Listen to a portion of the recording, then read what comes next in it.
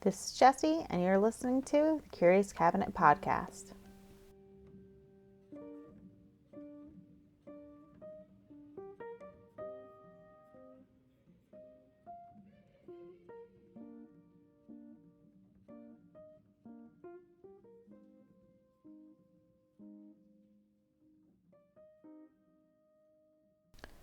On November 23rd, 2022, an 11-year-old girl got off of her school bus, walked to her house, and seemingly vanished into thin air.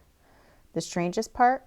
Neither her mother nor her stepfather reported her missing for 3 weeks. Today we'll talk about the disappearance of Madalina Cojocari. So a little bit about the family. Madalina was born on April 11, 2011 to Diana Cojocari in Moldova. Madalina's biological father is unknown, and according to Diana, he wanted nothing to do with her or the baby when finding out that she was pregnant. Christopher Palmer, which is Diana's husband, Madalina's stepfather, had first met Diana through a website called Global Ladies in 2008. She said that she was a teacher and she was born in 1979. They had exchanged emails for about 2 years before he traveled to Moldova to finally meet her. During his first trip, they went mostly sightseeing and he took her out to dinners.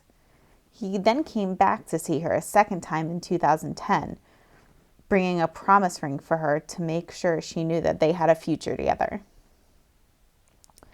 While everything seemed to be going well in their relationship, the two eventually lost contact, and somewhere in that time period, Diana had become pregnant by a local man. Diana reached out to Christopher again in 2011, explaining that she was pregnant and what the situation was, and despite this, Christopher still wanted to have a relationship with her. In December of 2015, Diana came to the United States with Madalina and married Christopher just a month later. When applying for their marriage license, he realized that Diana had lied about her age. She had told him that she was born in 1979, but she wasn't. She was born in 1985, which is, that's a red flag right there. Like, why are you lying about your age? That's really strange. Especially making yourself older, that's kind of weird. But anyway, on December 12th, 2022, after multiple attempts from the school to contact Diana and Christopher, Bailey Middle School Resource Officer had attempted a home visit with the 6th grade counselor, Mrs. Lampkin, since Madalina hadn't returned to school after Thanksgiving break. Nobody answered the door, so Miss Lampkin left a truancy packet at the house. Diana Cojocari called the school on Wednesday, December 14th, and spoke with Mrs. Lampkin, stating she would bring Madalina in the following day for a meeting. But when she arrived at the school on December 15th, she didn't have Madalina with her. Miss Lampkin then asked for police to join the meeting because she felt like something was weird, and Diana told them she hadn't seen her daughter since November 23rd. So the last time Madalina was seen publicly was getting off the school bus at 4:59 p.m. on that day. So Diana had given conflicting statements as to when she had last seen Madalina. She had initially said that she hadn't seen her daughter since noon on the 23rd, but then she changed her statement. The official police report reads, Diana stated that she last saw Madalina on Wednesday at 10 p.m. when she had checked on Madalina before bed and she was still in her room. Diana said that she and Christopher had argued that night, and the next morning, Christopher left to go to Michigan to his family's house to recover some things. I guess just like pick some stuff of his up, because that's where he was from.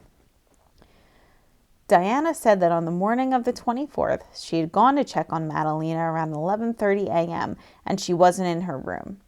She then waited until Christopher returned from Michigan around 7 p.m. on November 26th to ask if he had seen Madalina. She said when he returned, she asked him if he knew where Madalina was. He said no, but he didn't ask the same question in return. When the officer asked Diana why she didn't report her daughter missing, she said she thought it might start a conflict between her and Christopher. The police then called Christopher into the school to question him. I have no idea how you could just not report her missing, but she waited until the 26th to even ask her husband if he knew where she was. Wouldn't you call him? Like, I understand you're fighting with him, but like, you don't know where your kid is. That's insane. So Diana told police that Madalina didn't have any friends or family in the area that she would stay with, and that she didn't have a cell phone, but that a book bag and some of her clothes were missing. She also said that she believed Christopher had put her family in danger. She called some relatives in Moldova, and they told her that she should call the police right away, but she just didn't. So Christopher's story is a little bit different than hers. He did say that he went on a trip to Michigan on the 23rd, but that he didn't see Madeline in the morning before he left. He said he hadn't seen her for an entire week before she went missing. And just so everyone knows, Christopher worked overnight at a grocery store and sleeps during the day, so he may not see her that much, but a whole week is a lot. He said when he returned that day, he had asked where Madalina was, and Diana said she didn't know. He then told her he didn't know where she was either, and asked if she had hidden Madalina. I don't know what that means, if she had hidden Madalina. Diana asked the same question in return, and they both said no. Why would they be hiding Madalina? That's weird. But he said over the next couple of weeks, they both kind of like just discussed that they didn't know where she was, but he didn't report her either missing. Did I just say either missing? I meant missing either. Oh God. During the interrogation, Christopher says that he didn't really know that she was missing until the 15th. He had told police her lights were on. I figured she was in her room. She's in her bedroom a lot, playing on the computer or whatever. I usually don't bother her. He had also told police, and this was revealed later in the sealed warrant, but that ended up being released later on. He said that multiple things had been burned in a fire pit on the property, including Madalina's mattress, clothing, a Halloween costume, and some family photos. A carpet had also been removed from a spare bedroom, or it was like kind of like an office bedroom, and burned in the fire pit. Now, wouldn't you think that that's a strange thing, that your wife is burning stuff in a fire pit in the backyard, including her mattress, and Madeline is missing? Like, you wouldn't think that was strange at all? The whole thing's just so bizarre. Since Madalina was reported missing, hundreds of police officers, FBI agents, analysts, and other employees of the police force had come together to search for her. They had gone door to door in the community that she had lived in, followed up on over 250 leads across state lines and around the globe. They had searched through countless hours of surveillance videos from local stores, as well as searching Lake Cornelius as a precautionary measure, just to make sure, she wasn't in there. The biggest problem was the length of time between her missing and being reported, because we all know that the first day is the most important in a missing child's case. But because of the delay in reporting Madalina, probable cause for arrest was established, and on December 17th, Diana and Christopher were arrested for failing to report a missing child. On December 22nd, a handwritten letter by someone in Madalina's family was shared by the Cornelius Police Department. It says, "We as a family are devastated and absolutely heartbroken to learn that Madalina has disappeared. We love Madalina and are shocked by these circumstances. This is something no child or family should ever have to endure. Our family is doing everything we know how to do to support the efforts and find Madalina and bring her home. We are and continue to have hope and positivity and pray that she will be found safe very soon. We know and appreciate the local, state, national, and online communities have come together to share flyers, offer positive support, hold prayer vigils, support law enforcement, and are doing everything to find and bring Madalina home safely.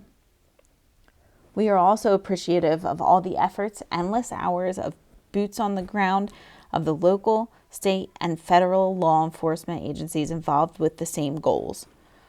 Madalina is a beautiful, kind, and loving 11-year-old girl with greatness in her future.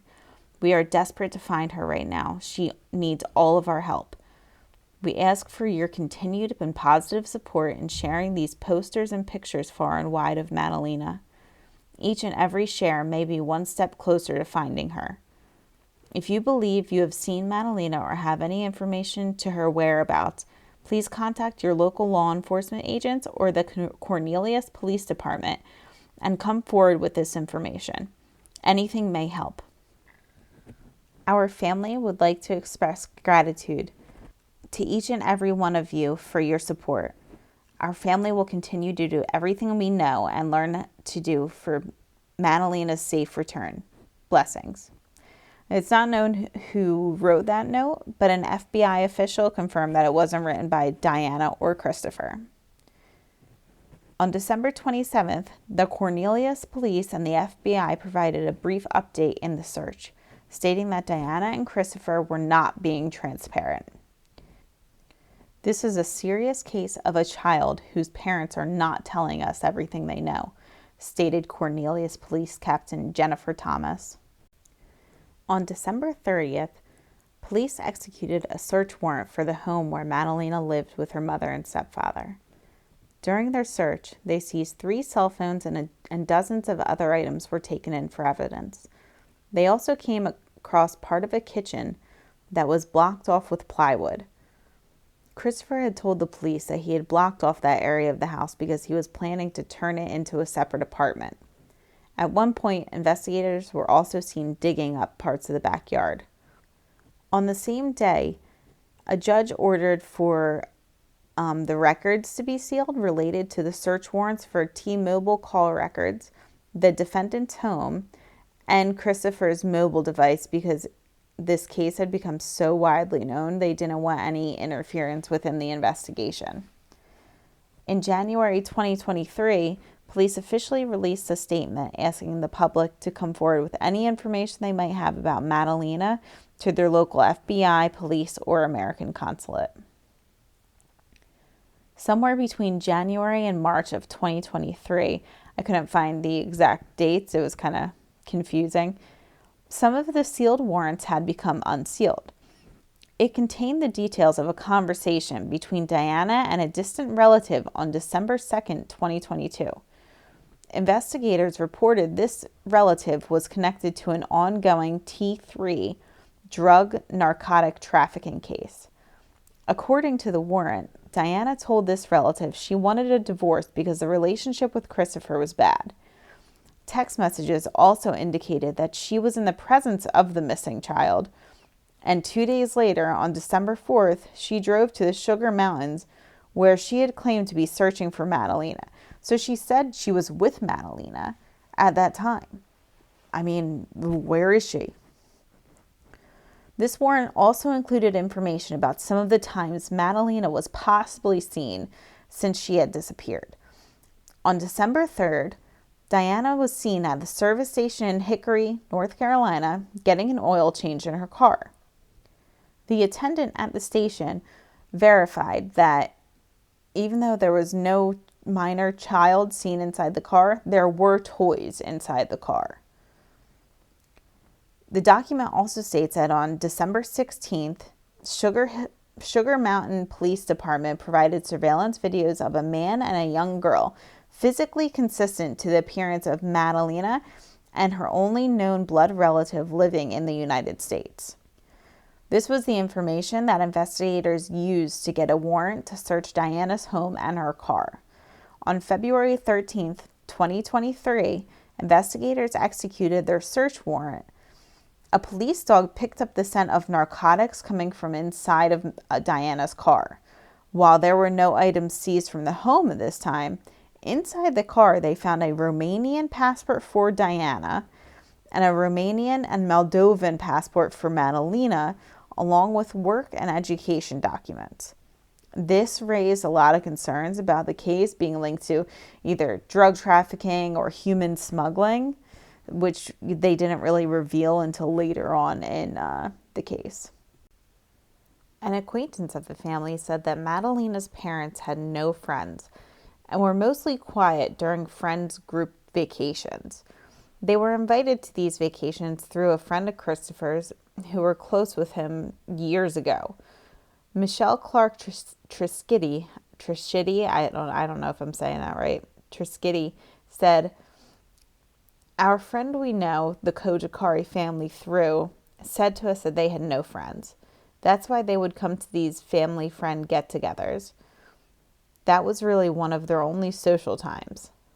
I'm not close enough to them to have known that, and that just came to light when we talked to our friend about it." She described Diana as a quiet and kind of on the outskirts type of person. They did engage and talk with everyone, just a little more quiet. She also described Madalina as a normal little girl and said that everyone was pretty shocked about the situation. In a jailhouse call documented in the court documents, Diana and her mother were heard discussing a theory that Christopher gave Madalina away for a large bag of money. On the other hand, Christopher was heard talking to his brother and sister-in-law about Diana recently having a lot of cash, but he didn't know where it had all come from.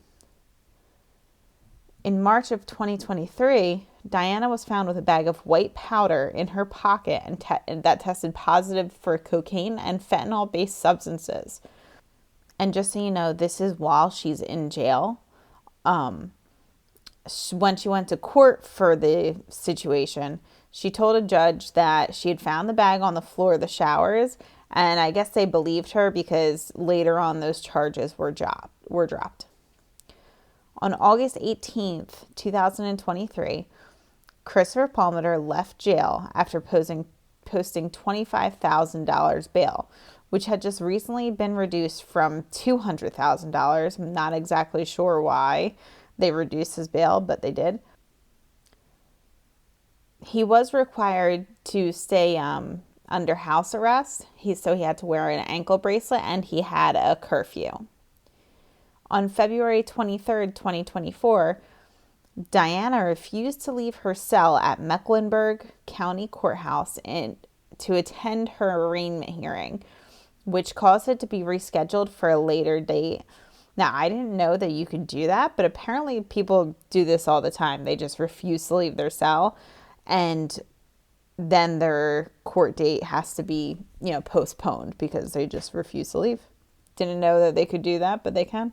On May 20th, 2024, Diana pleaded guilty to failing to report a child missing. She was released the following day because she had already served the maximum sentence for failing to report a child missing, which was 24 months, and she had been in jail for over that time.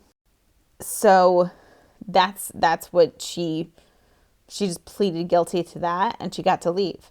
I'm sure her lawyer said, this is what to do, because her lawyer knew she would get out because she already had served enough time. So she told her exactly what to do, I'm sure. She or he. I don't know if it was a she or a he. Okay, so this is where we get to the trial.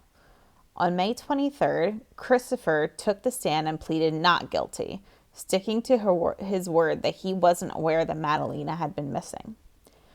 He said that Diana was the one who was mostly in charge of taking care of Madalina, but that he was her entertainment. He would do things like take her to the park, the pool, play hide and seek with her, and just do stuff like a normal parent would do with her. Evidence presented during the trial shows that there were several wire transfers sent to Diana's mother, who lives in Eastern Europe. Diana also had recorded a voice memo talking to Christopher. This was in between the time that Madalina went missing and that she was reported missing. with repeated accusations and questions seeming paranoid. At another part of the trial, Christopher said that Diana felt that there was Russian entities such as Vladimir Putin and the late singer Michael Jackson, who has been dead since 2009, just to make sure that's clear. She said they were watching her. She had also asked Christopher to hide her and Madalina away somewhere. So she was like really paranoid of nothing. The prosecution highlighted a lot of inconsistencies within Christopher's statements. When he initially told police that he saw Madalina a week before his trip to Michigan, it conflicted with some of Diana's statements. The school resource officer also had left 5 messages on Christopher's phone in that 23-day period that Madalina had been missing, so he had to have been aware of something. The defense used the fact that Diana was Madalina's legal guardian and that it was her responsibility to report her missing. They emphasized that he worked nights and slept during the day, so he wasn't heavily involved in their daily routine, which is why he didn't see her for lengthy periods of time. They pointed out that Diana was also very secretive and paranoid about a lot of different things, which you kind of know that from the beginning, just the way she acts, from what's been reported with the way she acts. Christopher also took the stand in his own defense. He was visibly upset when he was recollecting his time with Madalina and saying that Diana had gotten increasingly more spiritual and stopped paying as much attention to Madalina as she used to. He said he would take her for bike rides and walks around the neighborhood and to the park. He testified that Diana was always fighting demons, and she would do spiritual rituals and chant so loudly it would wake him up while he was sleeping. That's a little weird. He said, "One time I was sitting in a chair and she put a knife under me. Then Madalina took a turn in a ritual where she was said to be clearing the demons. He never thought that she would be unsafe with Diana, and that he never knew that there was anything seriously going wrong like that, and that he didn't believe there was anything seriously wrong." But Diana did not testify during this trial. She didn't have to because she had already pled guilty to during hers. On May 31st, 2024, the jury found Christopher guilty of failing to report the disappearance of a child to law enforcement. He received a 120-day prison term, which was suspended, which he had already served because he had already been in jail, and 30 months supervised probation. On June 25th, Cornelius Police Department officially named Diana Cojocari a suspect in Madalina's disappearance. On July 6th, a picture was shared with the Facebook group Where is Madalina Cojocari of Diana sitting on a plane with her mother in the seat behind her with the caption, "On the way from New York JFK to Frankfurt, then to Bucharest, after 9 years of absence from the country." Now, Moldova does not have an extradition treaty with the United States, so even if they do find her guilty of anything to do with the disappearance of Madalina, they can't bring her back to the country to press charges. In an interview with WBTV, Leanne Stefan, the grandmother of Madalina's best friend, spoke out saying Diana wanted money for playdates. She explained the girls met at school and Madalina lived right down the street. Leanne said, "I would go over there and go in the house. The living room was filled with toys, dolls, houses, horses, everything a girl could want. Never once did I suspect anything." Leanne said they tried to have Madalina come to their house and play, but Diana would respond with, "We don't trust." I'd say, okay, I'd rather you be that kind of parent than where you were overly cautious. Chris seemed like an amazing stepdad. He really did. And Diana seemed like a loving, very protective mom. About 3 years into the girls' friendship, Diana sent a text to Leanne and, in so many words, told her that she felt like Leanne was taking advantage of her because she wasn't paying her. Leanne then spoke to Diana in person, thinking that there might have been a misunderstanding over text messages. Leanne told her, "Diana, we don't need you as a babysitter. I thought the girls were just playing. And she goes, no, you take advantage of me because I'm from another country. I said, no, not at all. You know, Maddie can always come to our house and play anytime. We'll be the ones who have to pick up their messes, Diana said. No, no, Stefan said. That's when I said, why? She said, we don't trust. And that ripped my heart out. I'm like, what are we supposed to do? That's when Leanne decided she could not let her granddaughter play with Madalina anymore. Recently, some more information about those Warrens have been released and stated that Diana also sent a priest in Moldova $4,000 in the days just following Madalina's disappearance, and as well as some other money to her mother, and that one of the phones taken during the search warrants included the app Discord. The account seemingly belonged to Madalina and contained 37 missed messages. With this information, the police believed early on that there was a level of sexual exploitation of a minor involved. And I'm not familiar with Discord, so I think it's an app that a lot of gamers use or something like that. I don't know. I didn't really look too much into it, but apparently there was some information on there that had to do with sexual misconduct of some sort. So this is just really sad. She's still missing. There's no other information regarding her whereabouts. Nobody's seen her. She may be in Moldova. I hope they find her soon. I don't know. It's just very, very sad. But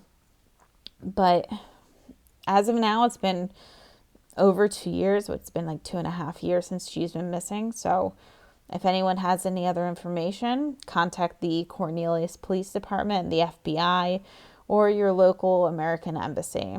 Anonymous tips can also be submitted at tips.fbi.gov. Thanks for listening, guys.